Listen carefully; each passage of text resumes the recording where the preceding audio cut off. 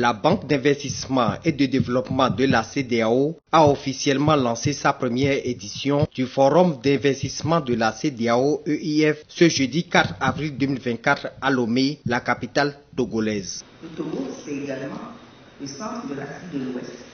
Dans un monde en proie à des tensions et à toutes sortes d'incertitudes, dans une sous-région perturbée par des crises diverses et la montée de l'extrémisme violent, notre pays, le Togo, a pris sur lui de construire des ponts et non d'ériger des murs.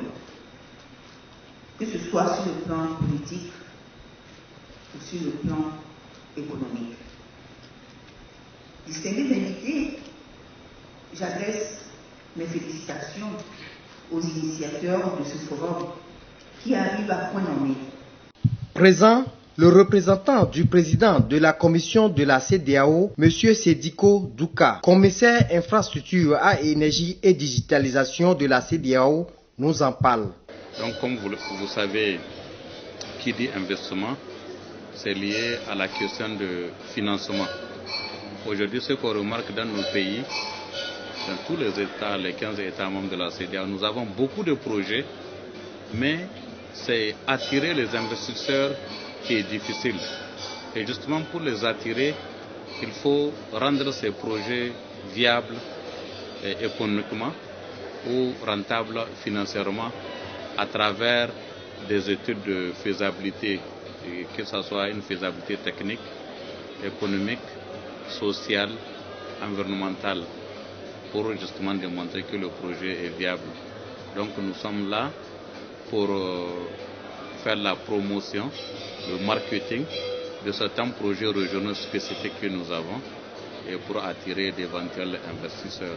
Les principales discussions et opportunités d'investissement tourneront autour des secteurs essentiels au bien-être des communautés de la CEDEAO. C'est l'essentiel du point abordé par Aaron Agossou de la Centrale intermondiale d'équipement du Bénin. Alors, j'espère qu'à la sortie de ce forum, on aurait pu discuter quand même de réelles solutions d'investissement, pas pour l'État, pas sous forme macro, mais en forme micro, réellement pour les PME, les PMI, les jeunes entreprises des différents États de la CEDEAO, et qu'un réel soutien soit réellement mis en place par la BIDC et la Factim Bank ou toute autre banque de développement d'import et d'export qui soutient ce forum, qui puisse quand même sortir de réelles solutions d'investissement pour les plus jeunes entreprises, les plus jeunes PME, les plus jeunes PMI.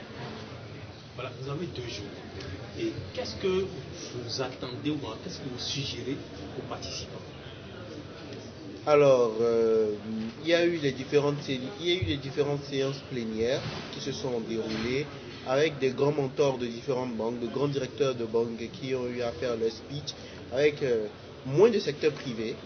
Je demanderai aux participants de se rapprocher de ces différentes banques et d'essayer de chercher à obtenir l'information en ce qui concerne les solutions d'investissement, les formules d'investissement, les formules de soumission pour candidater à des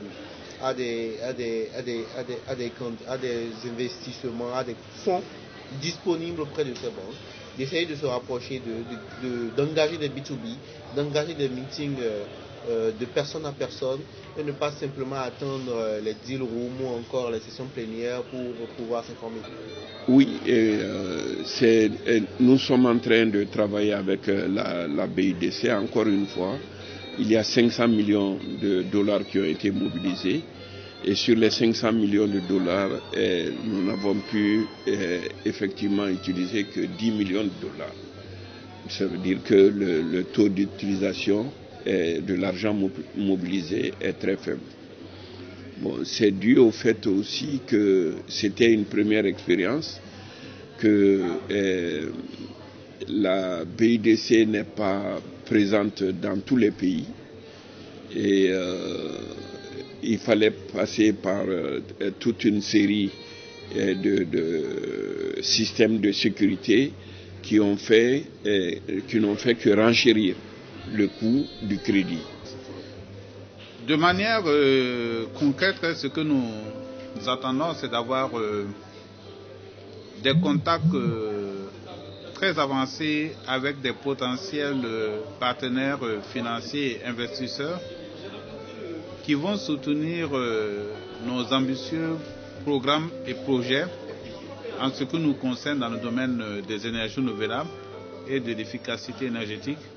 Comme vous le savez, l'accès pour tous à une énergie durable à l'horizon 2030 est une priorité. Au Caire a renvoyé ce message à l'Afrique que les productions des médicaments, les fabrications, les distributions ont besoin d'être faites ici, dans notre continent, dans notre pays. Surtout qu'on voit que tous les pays importent pratiquement tous les médicaments. Et tout ce qu'on importe sont des choses faites par les chimies. Moi, ça fait 40 ans que je suis en Suisse. Et la Suisse est un pays tout petit. Mais toutes les chimies qu'ils fabriquent, ils ne les consomment pas. Donc si nous, en Afrique, on va vraiment développer, il est temps maintenant que nous retournons à utiliser les ressources naturelles, je les répète encore. Les travaux se poursuivent ce vendredi 5 avril 2024 à Lomé.